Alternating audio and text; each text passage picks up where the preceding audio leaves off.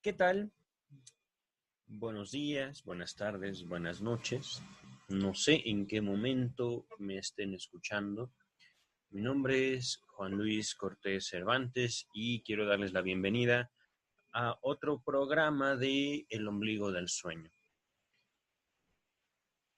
De serle sincero, este es el tercer o cuarto programa que grabo con la misma temática, con el mismo propósito o con el mismo afán de aproximarme a un tema muy escabroso, muy escabroso acerca de la sexualidad humana. El tema del incesto, el tema de la endogamia. Este es un tema que me ha llevado mi propia lectura de la obra freudiana. Este es un tema central también para distinguir lo que el psicoanálisis considera es la sexualidad humana, que como he ido diciendo desde el principio de estos programas, no solo radica en la práctica, digamos, lo genital, no solo radica en el uso del cuerpo para la obtención de placer, sino también en la exploración de las fantasías de cada uno, la exploración de las posibilidades corporales al respecto de las experiencias del placer y del dolor. Y todo esto empieza justamente a partir de la familia, a partir de nuestros primeros contactos sociales, a partir de nuestras primeras experiencias de placer y dolor que nos procuran nuestros padres conforme sus posibilidades, también conforme sus propias realidades y sus propias vidas, por supuesto. Eh, Quiero notar que todo esto empezó por una lectura que hice en un canal que tengo en YouTube. El canal lo pueden buscar, se llama Juan Luis Cortés Cervantes, conforme el nombre de su servidor. En este canal yo comparto experiencias personales, experiencias al respecto del psicoanálisis y la psicología también, porque les recuerdo, yo estudié licenciatura en psicología en la Universidad Nacional Autónoma de México, pero una de las listas de reproducción o uno de los trabajos que he estado haciendo en ese canal es la lectura de la obra freudiana. En este momento ya voy en el volumen número 2, he ido de manera sucesiva conforme al orden que nos presentó James Strachey, también conocida como la editorial, o sí, las obras completas de Sigmund Freud conforme a la editorial Amorortu. Ya he leído todo el volumen 1 y llegué al volumen 2 en los historiales clínicos, que también se llama, ¿qué? Híjole, se me ha olvidado, tiene que ver con estudios sobre la histeria. Contribución a los estudios sobre la histeria, no recuerdo en este momento, pero en el volumen 2, un volumen dedicado completamente a la histeria, un volumen trabajado y publicado por Sigmund Freud y Joseph Breuer en 1895 aproximadamente, 1897. Entonces, en esta época, este par de médicos, neurólogo Sigmund Freud y no recuerdo la especialidad de Breuer, pero publican un estudio llevado a cabo entre pacientes histéricos, por supuesto, de su época. Pacientes que ellos mismos trataron y pacientes que les ayudaron a, digamos, implementar un tratamiento en base a la hipnosis y un tratamiento que ellos denominan tratamiento catártico, que debo aclarar es un estudio y es un tratamiento, es un método usado por Sigmund Freud previo al psicoanálisis. Pero bueno, dentro de estos historiales clínicos, Sigmund Freud nos cuenta la historia de Catarina. Catarina era una jovencita, no se especifica de dónde, simplemente Sigmund Freud comenta que la conoció en un hotel mientras él estaba de vacaciones, se disponía a desayunar, se disponía a comer, no recuerdo exactamente, pero él estaba, digamos, esperando una atención en el hotel donde él se hospedaba, ¿no? Él y su familia, me supongo.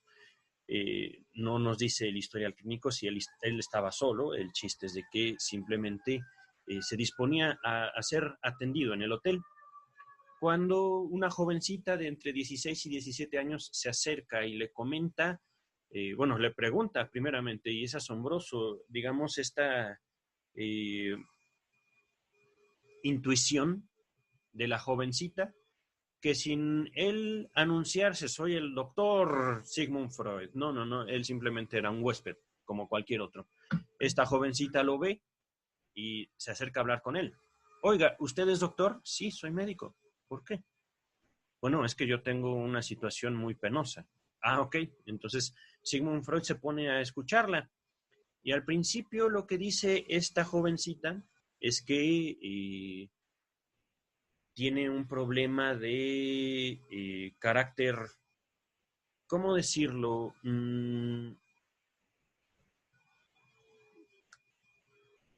Físico, una enfermedad, tiene eventualmente ataques de falta de aire. No, ella no, naturalmente no los llama ataques de angustia, aunque Sigmund Freud, conforme va haciendo su descripción, llega a nombrarlos así. Una angustia o una situación en la cual a ella se le viene una impresión de que se va a morir, se le viene una falta de aire y se le viene también la imagen de un rostro horrible, deforme, que la persigue y la va a matar.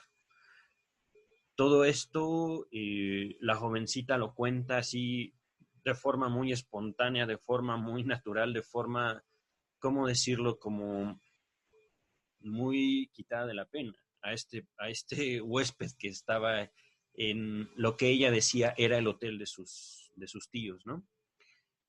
Y conforme a su propia experiencia, el joven doctor Sigmund Freud eh, le comienza a hacer, digamos, una indagatoria al respecto de sus síntomas, al respecto de la primera vez que sintió esa particular forma de falta de aire, esa, él lo llama alucinación, ¿no? Esa impresión de un rostro deforme que la perseguía y de que en cualquier momento ella iba a morir. Al principio la jovencita no sabe, no recuerda, no tiene, digamos, al alcance de su memoria, al alcance de su conciencia, el primer evento, pero conforme avanza esa misma entrevista, que estamos hablando de una entrevista de menos de una hora, o de acuerdo al propio historial clínico, es un cálculo que yo estoy haciendo, esta jovencita le dice, bueno, es que sí, tiene razón. La primera vez que me faltó el aire fue cuando estábamos buscando a mi tío. Así es como lo dice la jovencita. Estábamos buscando a mi tío porque teníamos mucho trabajo en el hotel y nosotros simplemente necesitamos de su ayuda. Lo buscamos y lo buscamos, yo y mi primo, y fue mi primo quien me dijo, vamos a buscarlo al cuarto X, ¿no? Un cuarto dentro del hotel, dentro de la propiedad de la familia, que se dedicaba toda a la hospedería, a brindar hospedaje a la gente que iba a este lugar. Y resulta que cuando los primos llegan a la habitación, la encuentran cerrada. Es cuando ahí el primo le dice, oye, podemos ver si hay alguien en la habitación a través de una ventana. Pero a mí me da miedo, yo prefiero no ver. Y Catarina dice, yo quiero ver si hay alguien adentro.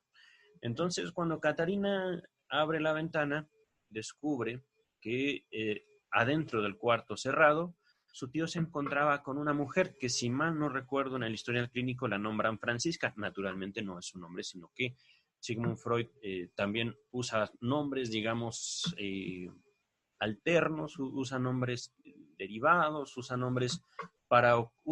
nombres distintos para ocultar la identidad de sus pacientes o de sus historiales, de sus historias, ¿no?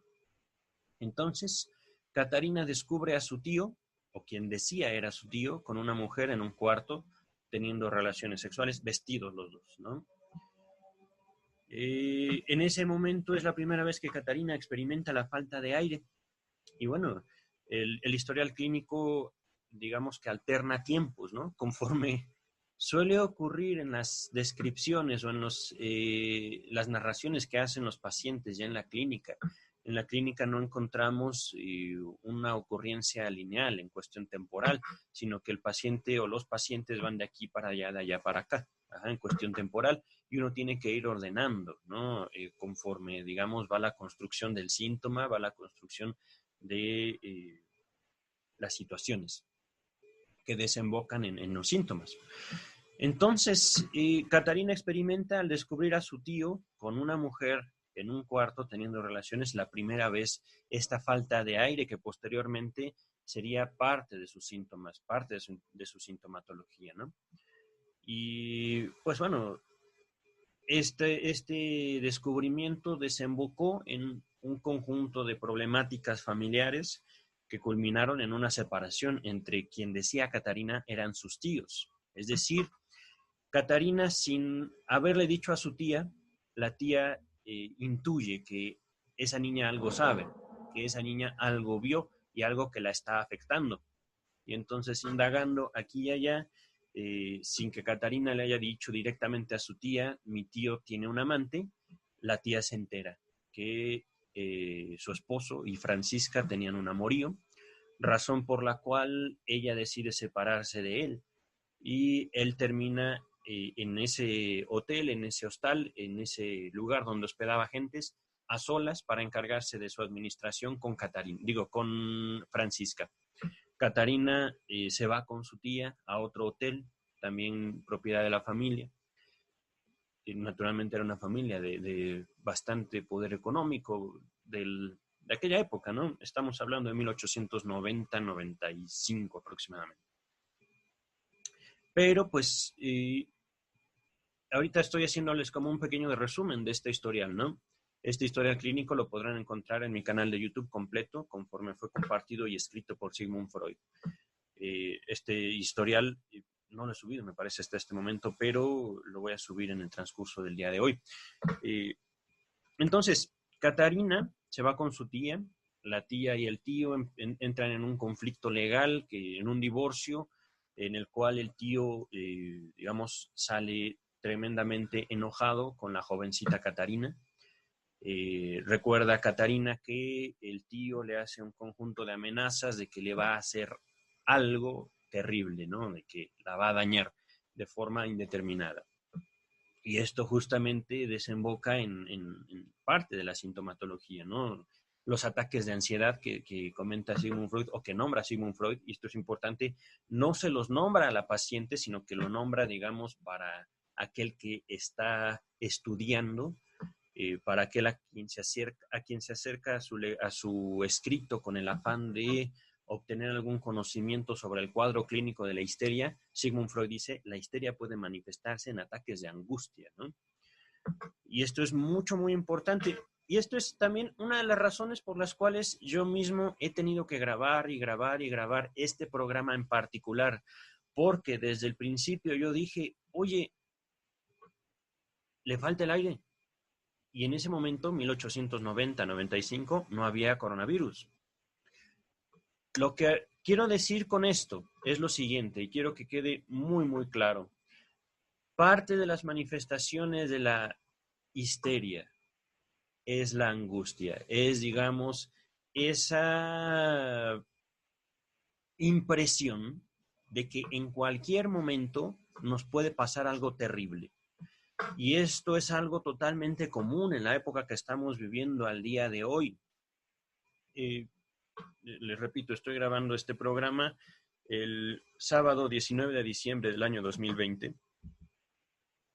En el mundo entero estamos pasando por un momento,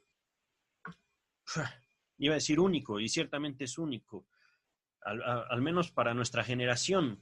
Estamos pasando por un momento increíblemente tenso en todo el mundo por un virus que puede provocarnos síntomas respiratorios, entre ellos la falta del aire. Estos síntomas pueden confundirse con ataques de ansiedad. Aún así, esto es muy importante. A la población en general, les pido por favor, si presentan cualquier síntoma, aún sea, digámoslo así, un síntoma real provocado por el virus, o sea, un síntoma realmente de un ataque de ansiedad, no se descuiden y por favor vayan a visitar a un médico, ¿sí? El médico, si tú me estás escuchando, si tú que me estás escuchando eres médico, eres doctora, es posible que muchos de los casos que atiendas con falta de aire no tengan, digamos, los demás síntomas que asociamos con el coronavirus. Ajá. Eh, es posible que por la tensión que se esté viviendo en todo el mundo, ajá, en cada caso, es importante hacer una indagatoria acerca de la situación personal del paciente. Ajá. Saber y distinguir que estos pacientes pudieron haber perdido sus ingresos o su fuente de ingresos hace poco tiempo.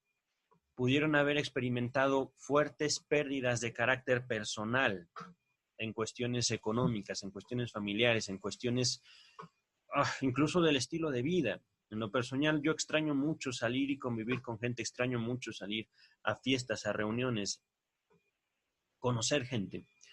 No estamos en una situación típica, es una situación totalmente anormal.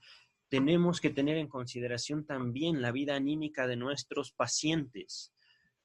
Por eso, no podemos descartar incluso que estas manifestaciones de las tensiones que estamos viviendo todos en este momento sean y tengan su origen en un evento puramente afectivo.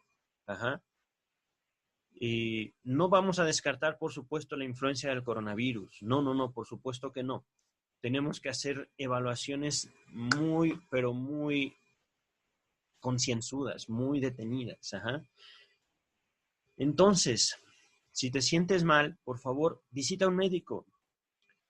Si no estás completamente convencido o convencida de su criterio, de su diagnóstico, visita a otro, pero por favor, no se descuiden, por favor. Sé que estamos viviendo en un momento muy tenso, pero es importante rescatar la figura del otro, distinguir que es cierto, nuestros conocimientos están limitados, pero también tenemos una técnica y una ciencia médica que no podemos descartar y no debemos descartar. Cuídense, por favor, de la forma más atenta, de la forma también más fuerte de la cual yo puedo solicitarles un favor.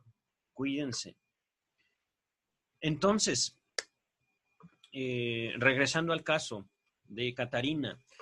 Catarina describe ya que su tío, o quien decía era su tío, se enojó de tal manera con ella que la amenazó, y ella fue cuando recordó o grabó firmemente en su memoria aquel rostro que se le aparecía en los ataques de ansiedad que describe Sigmund Freud como ataques de ansiedad. Simplemente ella dice, yo tengo miedo de morir. Ajá. Resulta que conforme avanza el tiempo, esta falta de aire que experimenta Catarina, estos ataques de pánico y de ansiedad, donde se le aparece de la nada un rostro deforme que cree que la va a matar y que está segura que va a morir en cualquier momento y de las formas más terribles, todo esto proviene por parte de quien decía era su tío, ¿no? Esa impresión que le dejó desde el tiempo que se separó de su tía a partir de que descubren el amorío que tenía con otra mujer. Pero conforme avanza también la historia que nos va contando Catarina, o que le va contando Catarina al doctor que estaba frente a ella, el joven doctor Sigmund Freud, Catarina también narra que en ese momento en el cual ella descubre, digamos, la actividad sexual de su tío, o quien decía era su tío, descubre también qué es lo que el tío quería hacer con ella. Y Catarina misma empieza a narrar un par de experiencias que ahorita no recuerdo a detalle, en las cuales tuvo una invitación, una seducción se le llama propiamente, por parte de su tío hacia ella. Y Catarina simplemente se negaba, Catarina simplemente salía corriendo, Catarina, mientras por ejemplo el tío estaba alcoholizado, se apartaba de él. Y nosotros podemos decir, bravo por Catalina, ¿no? Qué bueno que se apartaba de él. Recordemos aquí que gran parte de los eventos de violación, los eventos, digamos, de abuso, provienen de los seres más cercanos a los niños. Ajá. Por lo general, quien abusa sexualmente de un niño no es una persona, digamos, lejana a él o a ella. Por lo general son los propios padres. Y de aquí les podría yo hablar de muchos casos que yo mismo he atendido sobre esta situación tan penosa, ¿no? Tan peculiar también. Bueno, peculiar hasta cierto punto, porque aquí es donde también entro, digamos, en una situación que es muy importante detallar y definir. Y para poderlo hacer, voy a recurrir a un concepto muy criticado también en psicoanálisis y muy malentendido en psicoanálisis, que es el complejo de Edipo. El complejo de Edipo, como su nombre lo dice, Edipo, nos habla, por ejemplo, o nos refiere a esta fábula griega en la cual Edipo Rey, por supuesto, Sófocles me parece, creo que es su autor, creo que sí, no recuerdo en este momento, pero bueno, no es tan importante el autor. La historia narra sobre un individuo que, de acuerdo al oráculo de Delfos, iba a matar a su padre y casarse con su madre, ¿no? La tragedia por excelencia. Entonces, cuando su padre se entera que el oráculo ha dictado eso de su hijo, su padre decide matarlo y ahorrarse, digamos, esa pena, ¿no? Ese destino tan cruel que le habían dictado a su hijo, el oráculo. Pero resulta que a la persona a la cual le encarga el asesinar al niño, se compadece del niño, lo hiere, le deja una marca simplemente, pero no lo mata. El niño sobrevive y es criado por padres sustitutos, y cuando se entera del cruel destino que había dictado el oráculo sobre él, decide apartarse de su padre y de su madre que él conocía para, digamos, evitarles también esa pena. Y resulta que justamente al hacer esto, incide justamente en el destino que le había dictado el oráculo. En la historia se narra cómo mientras huye de su destino se encuentra con su padre verdadero, con su padre real, al cual mata tras una disputa. Todo esto es de manera como muy rápida. Se entera que la persona a la que mató era, si mal no recuerdo, el rey de algún lugar, que ahorita no tengo el dato, y entonces, pues al haberlo matado, pues accede digamos, al trono y también a la alcoba, donde tiene relaciones con la reina, que no sabía era su madre, y tiene 2 hijas a partir de esta relación. Cuando Edipo sabe que efectivamente ha matado a su padre y ha tenido relaciones sexuales con su madre, se arranca los ojos. Y no recuerdo si se suicida. Pero, vaya, la historia nos deja ver el gran dolor que tiene Edipo, justamente que al intentar huir de su destino cae en él. Esto es, digamos, una breve, muy breve introducción a la historia de Edipo. Por supuesto, les recomiendo que la lean. Les recomiendo que no se queden con lo que he compartido con ustedes el día de hoy, sino que investiguen, indaguen, que incluso me cuestionen. De eso se trata. No de simplemente escuchar y callar. No de simplemente, ¿cómo decirlo?, aprender en un sentido académico, sino que se trata de llevar esto más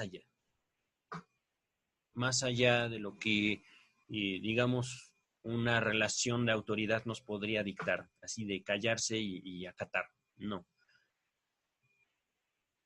Cuando Freud plantea el complejo de Edipo, dice, es que algo así es lo que dicta la vida emocional de los niños, de todos los niños, chicos y chicas, jovencitos y jovencitas. Y hablando de esta vida emocional, no estamos hablando necesariamente de, ¿cómo decirlo? Un hecho real, una seducción real, como le ocurrió a Catarina con su tío, que después en el historial clínico, de hecho, creo que fue 30 años después del historial clínico, de haber escrito el historial clínico y de haber publicado estudios sobre la histeria, Sigmund Freud agrega una nota en 1924, si mal no recuerdo. Le recuerdo entonces, este historial clínico lo publica Sigmund Freud en 1890, 1895 y en 1924 agrega una nota en ese historial de Catarina. Resulta que Catarina le había mentido. Esa persona, la cual intentó seducir a esta chica, a esta pequeña, la cual huyó en varias ocasiones de él, de este sujeto, no era su tío. Sigmund Freud puede descubrir por cómo se trataban, por la forma en la que hablaban y también por cómo, por la forma en la que se llamaban los unos a los otros, que quien Catarina decía eran sus tíos, eran en realidad sus padres. Es decir, Catarina fue intentada de seducir por su propio padre y fue su madre quien decide separarse de su padre cuando se entera que él tiene un amorío. Es aquí justamente donde llegamos a la situación del complejo de Edipo, que apunta directamente a una situación que podríamos nosotros condenar severamente como individuos, como sociedad, la situación del incesto, la situación de la endogamia. Ajá.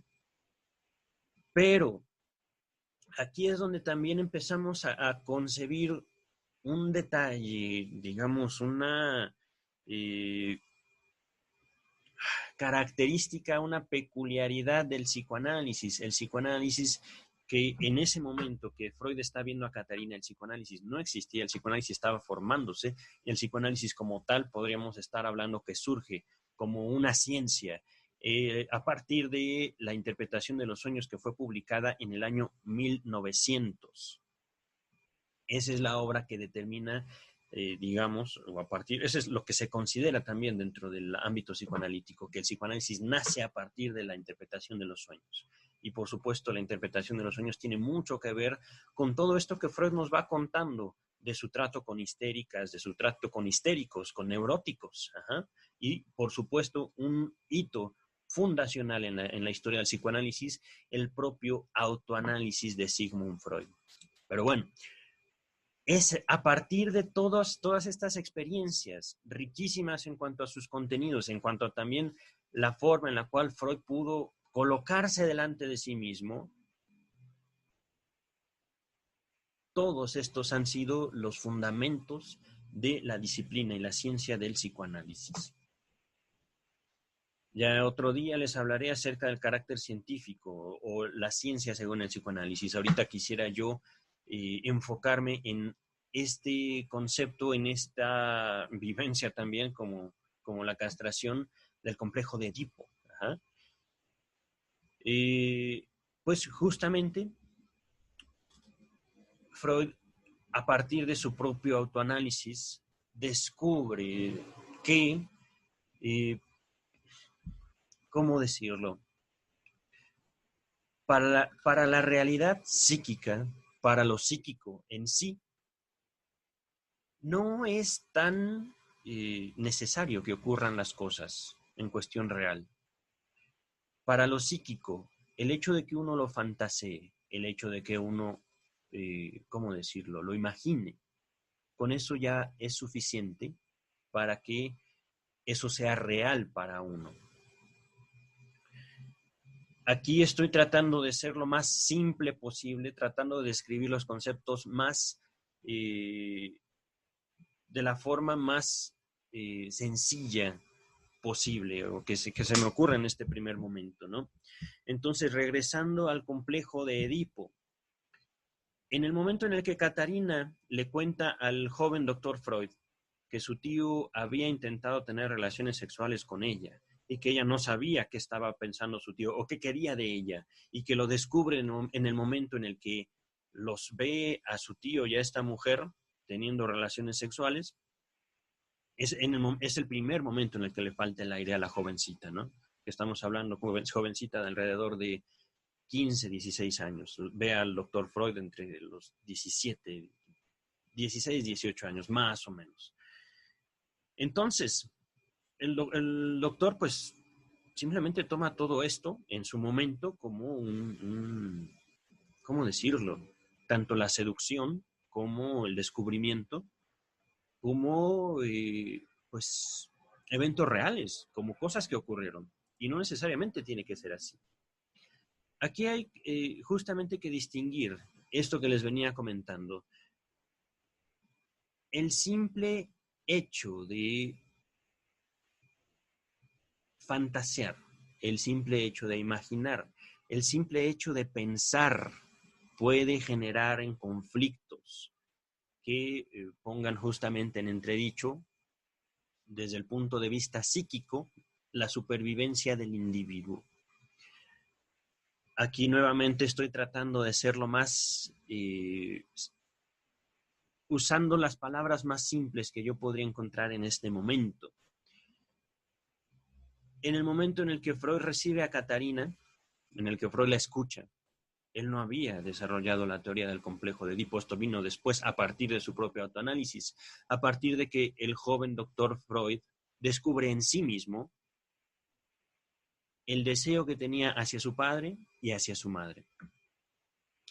Y aquí es donde tengo que distinguir también a lo que me refiero con deseo.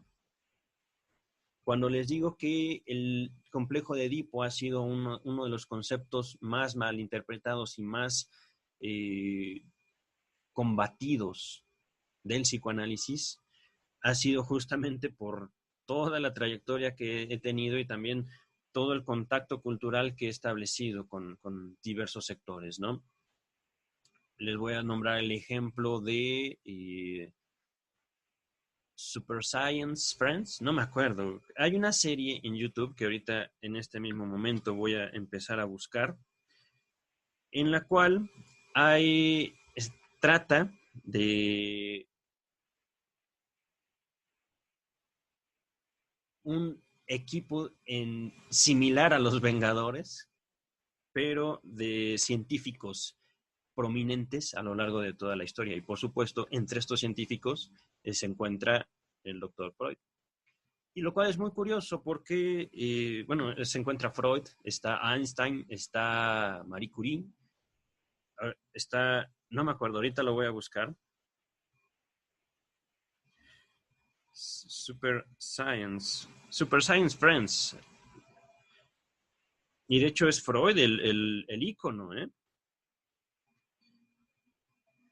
Está Darwin, y hay una figura que no recuerdo ahorita, es una figura femenina, que es como la prehistoria de la química, ¿no? Es una médica bruja, al parecer, que contribuye con su conocimiento en cuanto a las propiedades naturales. En fin, hay un capítulo de esta serie, que es una serie en YouTube, es una serie gratuita que ustedes pueden revisar, que justamente Freud, eh, es el capítulo centrado en Freud, que Freud tiene, por supuesto, dentro de la serie, superpoderes psíquicos, superpoderes como de controlar, pero que realmente no controla.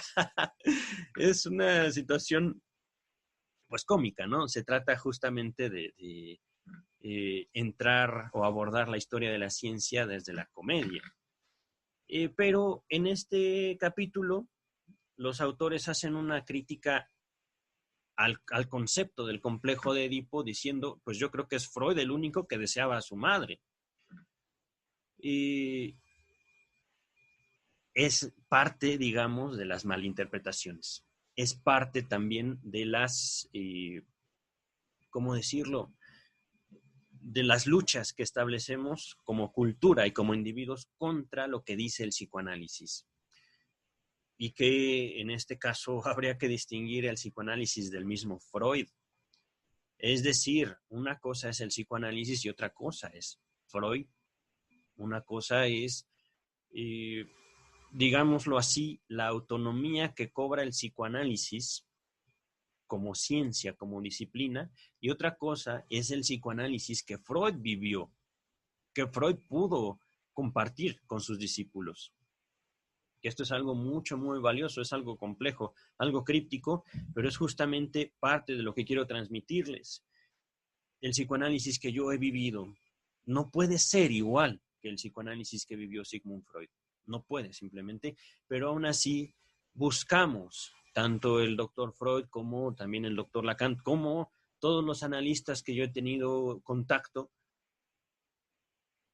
que yo he sido formado junto con ellos, tenemos la intención de aproximarnos a eso que descubrió Freud, a eso que hasta cierto punto el mismo Freud no puede contener, no pudo, ¿cómo decirlo?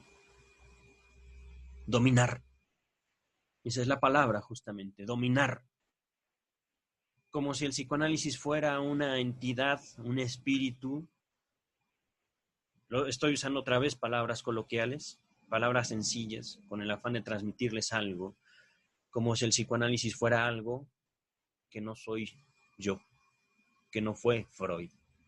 Pero bueno, regresando, complejo de Edipo. Para entender el complejo de Edipo, tenemos que aproximarnos a lo que justamente Freud deduce de la sexualidad humana a partir de lo inconsciente. Dice Freud en el texto Lo inconsciente, en lo inconsciente no hay división de sexos, no hay diferenciación, no hay hombres y mujeres. Cuando hablamos del complejo de Edipo en cuestiones de deseos hacia el padre y hacia la madre, estos dos deseos de asimilación y de muerte, por decirlo de una manera, que son, digamos, las polaridades en las que se abarca el deseo humano, te amo y te odio, al mismo tiempo, por supuesto, no pueden separarse de la figura de papá y de mamá, como nosotros podríamos entenderlo, desde unas polaridades de homosexual y heterosexual. Otra vez, replanteando, dado que en lo inconsciente no hay papá y no hay mamá, deseamos tanto ser amados como eliminar tanto a papá como a mamá al mismo tiempo. Y nuevamente, conforme a lo que les había planteado de la castración, este concepto o esta presentación que yo hago del complejo de Edipo no me deja satisfecho. No es así.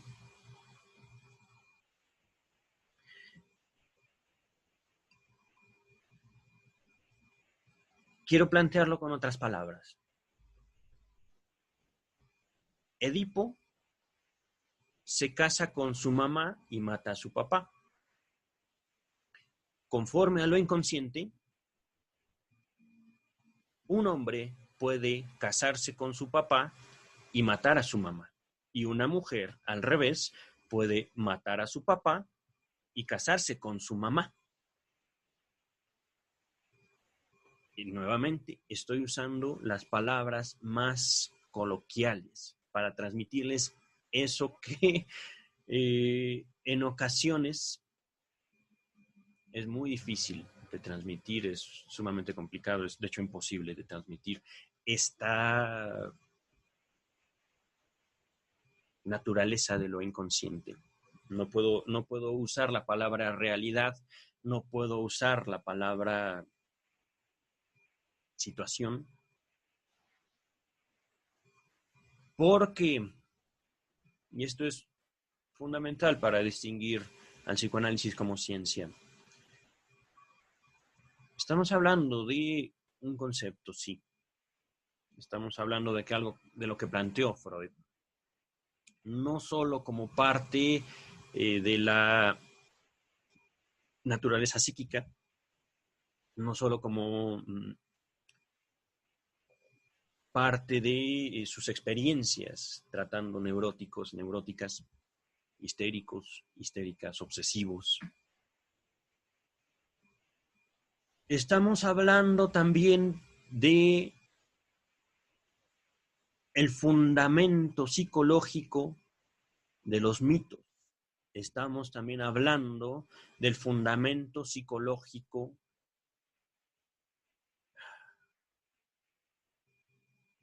del Estado. Estamos hablando del fundamento psicológico de la ley. Naturalmente podría extenderme aquí muchísimo, muchísimo en cuestión, por ejemplo, de historia de las religiones.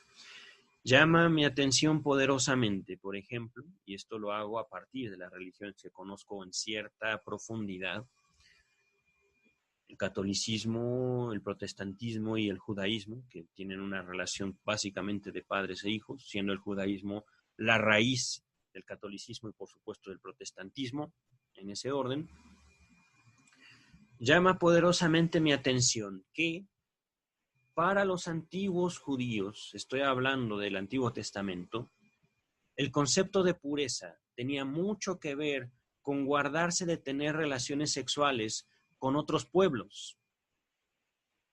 Naturalmente, el hecho de que llegara un hombre, por ejemplo, un judío, a tener esposa de otro pueblo, de otras naciones, de otros dioses, así se llama, así se les decía, era algo condenadísimo por la ley. Entonces, los judíos tenían que casarse entre judíos, y de hecho, que yo sepa, hasta el día de hoy sigue siendo un mandamiento entre la población judía. Pero no solo eso, el catolicismo no tiene un concepto así de fuerte, no así el protestantismo. El protestantismo también, de acuerdo a mi propia experiencia dentro de algún grupo que, como les había comentado, pertenecía hace ya algunos años, los protestantes tienen esta, digamos, encomienda de no casarse entre, así lo denominan, inconversos. ¿Por qué? Porque los van a apartar de Dios. Entonces, en el protestantismo es un poco más difícil. ¿Por qué? Porque básicamente cualquiera puede hacerse protestante, cualquiera puede decir que efectivamente Jesucristo era Dios y etcétera, etcétera, aceptar la gracia divina, bla, bla, bla. Entonces, básicamente cualquiera puede hacerse protestante, ¿no? Haciendo una confesión de fe.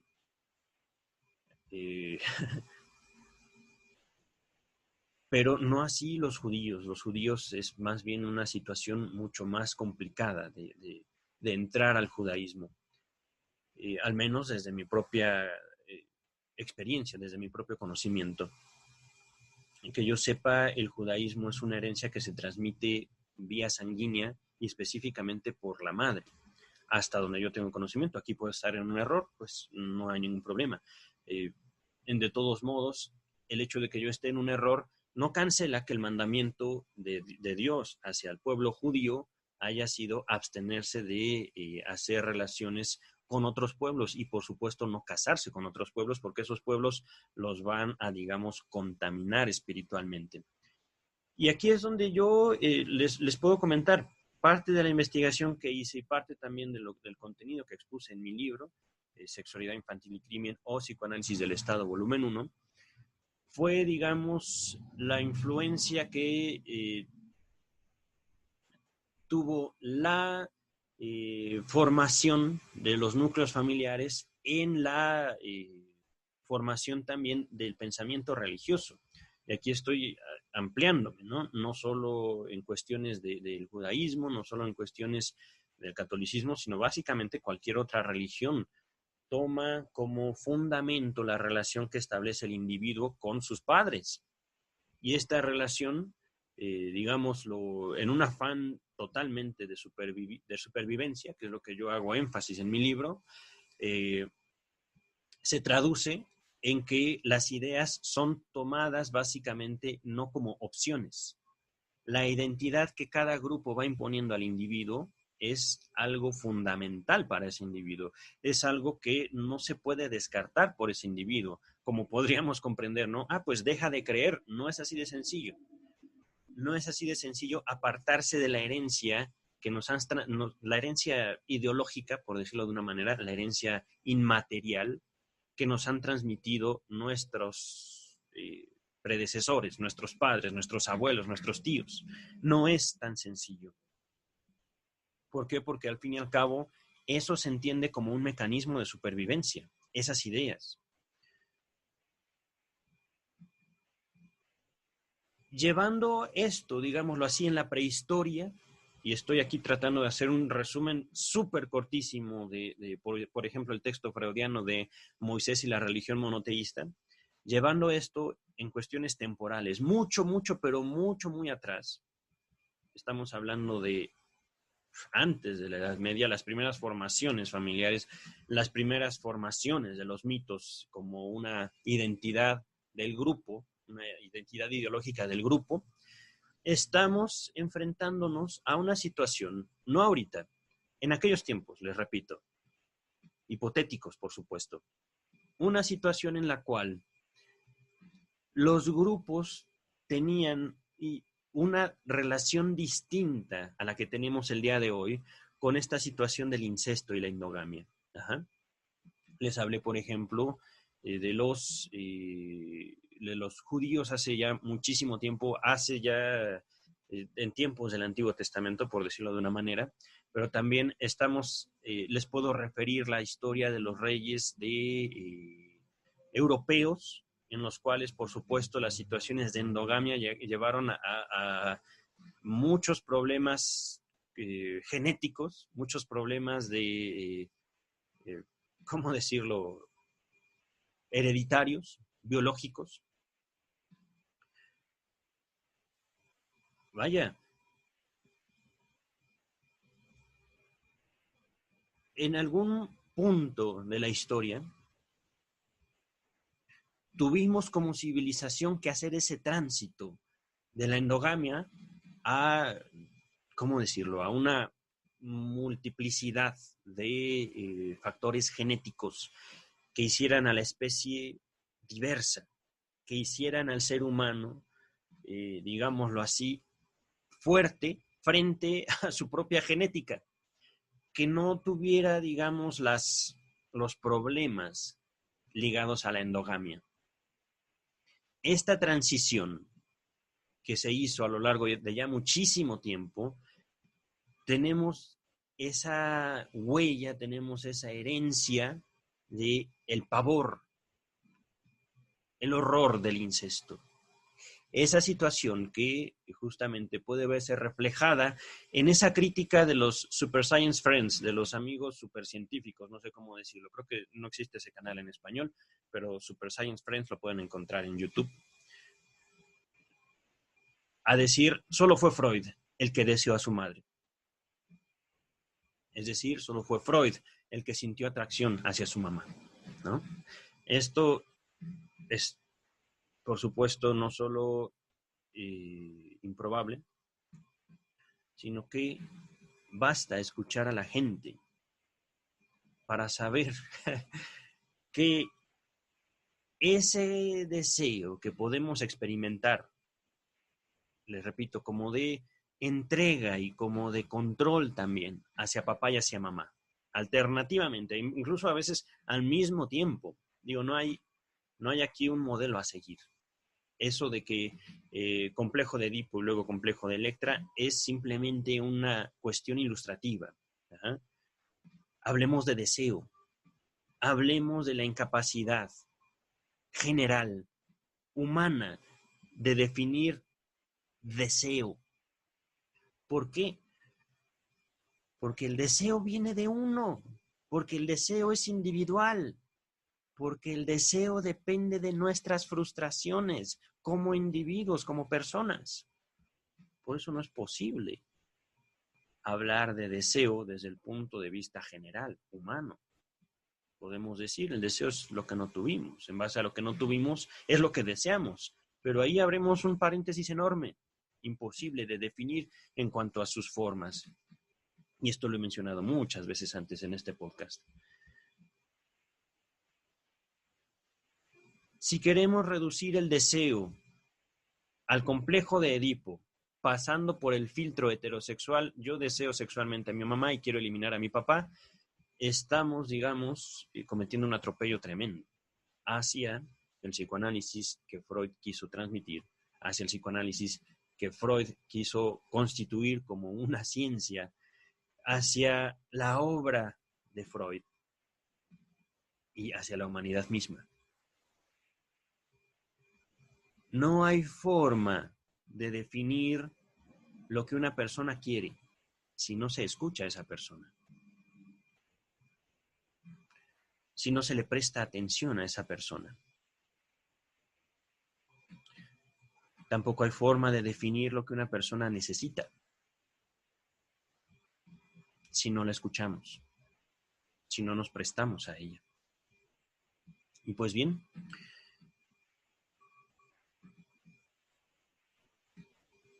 no puede haber un complejo de Edipo si no hay un inconsciente. No puede haber un inconsciente si no hay un individuo. Esto puede parecer muy lógico, pero es algo fundamental. Puede parecer tan simple que es estúpido, pero yo los invito a escuchar. Yo los invito a escucharse. Yo les invito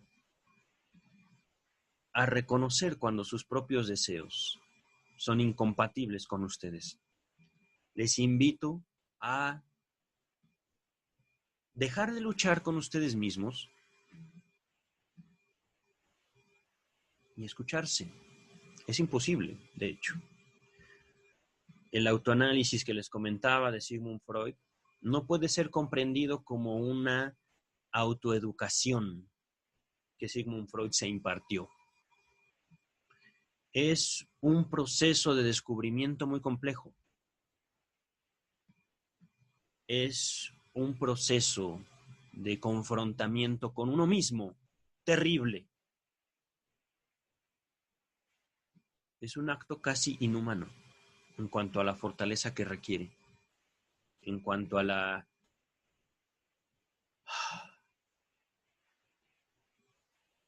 al descaro de permitirse hablar a uno mismo.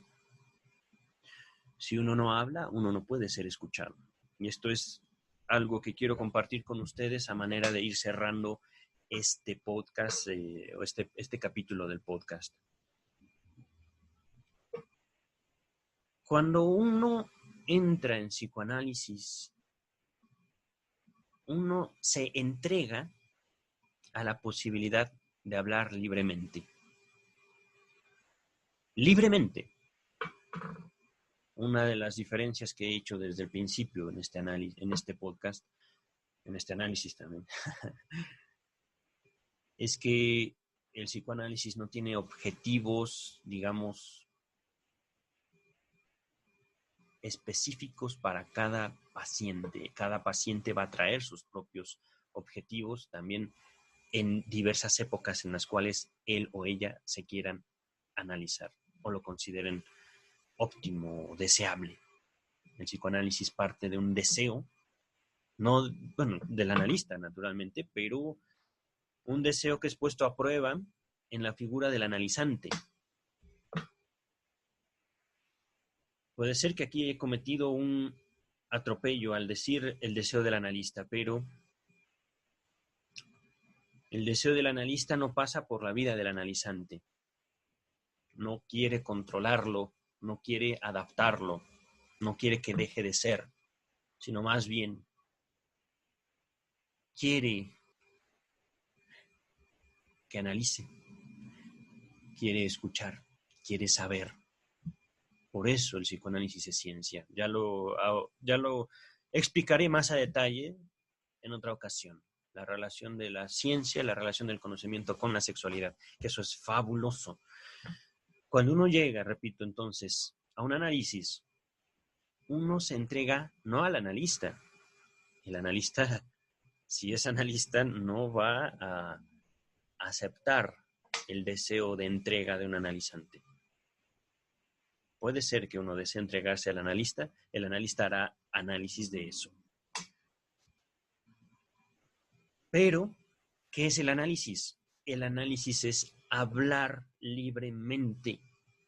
El análisis es entregarse al discurso de uno mismo,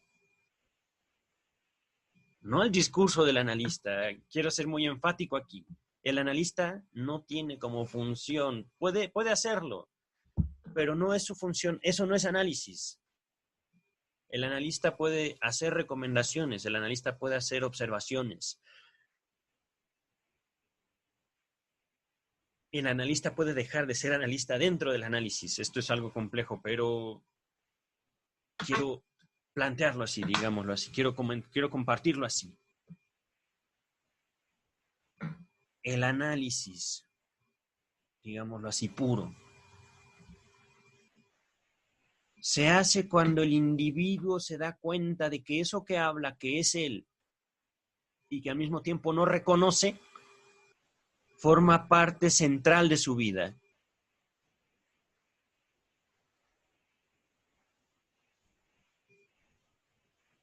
Silencio aquí, porque también es parte también de mi propia experiencia frente a eso que soy yo y que a veces me cuesta mucho trabajo de aceptar.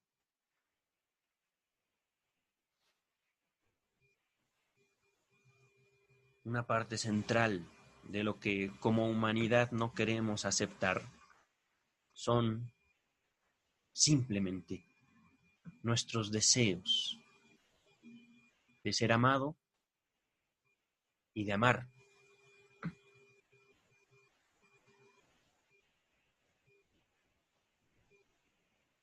De ser amados y de amar.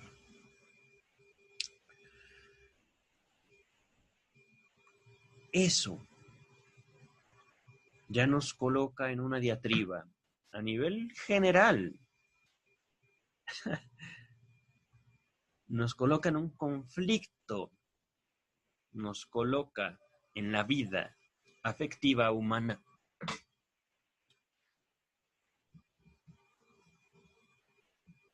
Amar y ser amados.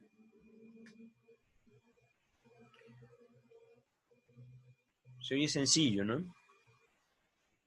No lo es. Es tan complejo, es tan difícil, a veces literalmente imposible. Imposible, he dicho, a veces. Por eso es lo que nos motiva, es lo que nos empuja a vivir cada día. El deseo. Ese deseo que es tan difícil de definir y que a veces se deposita de una forma y de otra en la misma figura de nuestros cuidadores. Papá, mamá, tío, tía, abuelo, abuela, hermanos. Están todos ahí. Cuando hablamos de el complejo de Edipo como la manifestación de un deseo sexual, no podemos prescindir también del deseo de muerte. No podemos prescindir. Y se deposita de igual forma, al mismo tiempo a veces, lo cual es complejo, pero ocurre en la misma figura, papá o mamá, hermano, hermana, tío, tía, abuelo, etcétera, etcétera, vecinos. Hay veces que simplemente la cercanía física ya nos dicta el destino, ya nos dicta la forma en la cual vamos a jugar nuestros propios conflictos, los vamos a poner en práctica, en escena, en representación. Aquí estoy jugando con las palabras, pero bueno.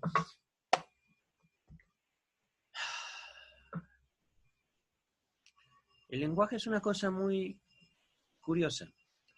Voy a cortar aquí porque escucho ya anuncios de que se va a trastornar el silencio de mi estudio.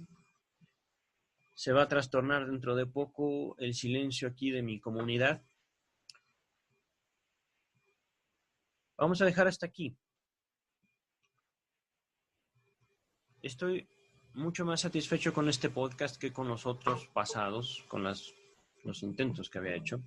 Yo creo que este podcast sí ya lo voy a subir al respecto de el incesto, al respecto de la endogamia, y al respecto de la herencia cultural que tenemos todos, la herencia emocional también que tenemos, al respecto de ese tema tan delicado, al respecto de este tema tan a veces lamentable, pero que también forma parte central de la vida emocional de los individuos y de las culturas. Una última observación al respecto de nuestra familia.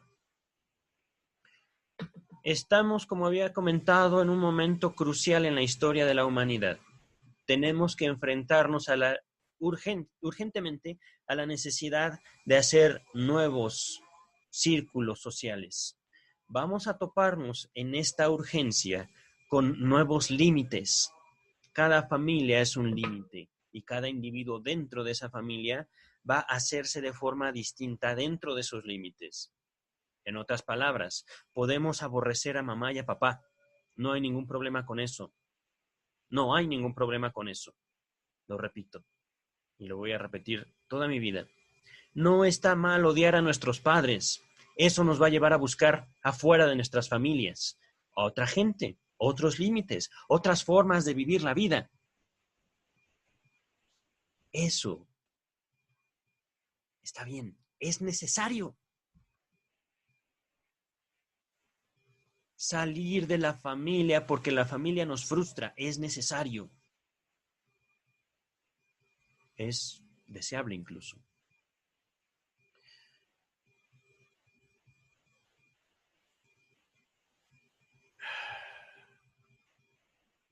Otro día, y esto va a ser otro tema,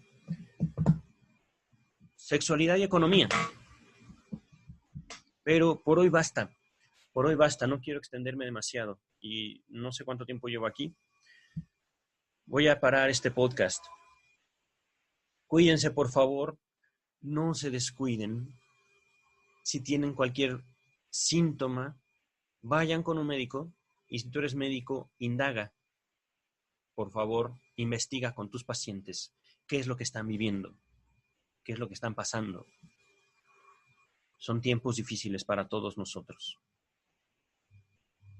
Tenemos que hacer con urgencia un recuento de lo que es valioso en cada uno de nosotros. Tenemos también que hacer con urgencia nuevas relaciones en todo nivel, en todo sentido. Y por eso tenemos con urgencia que enfrentarnos con nuestros propios límites. Pero bueno, basta ya por hoy. Cuídense, cuídense mucho, cuiden por supuesto a la gente que tienen a su cuidado. Y espero en verdad que podamos escucharnos pronto, vernos pronto. Bye.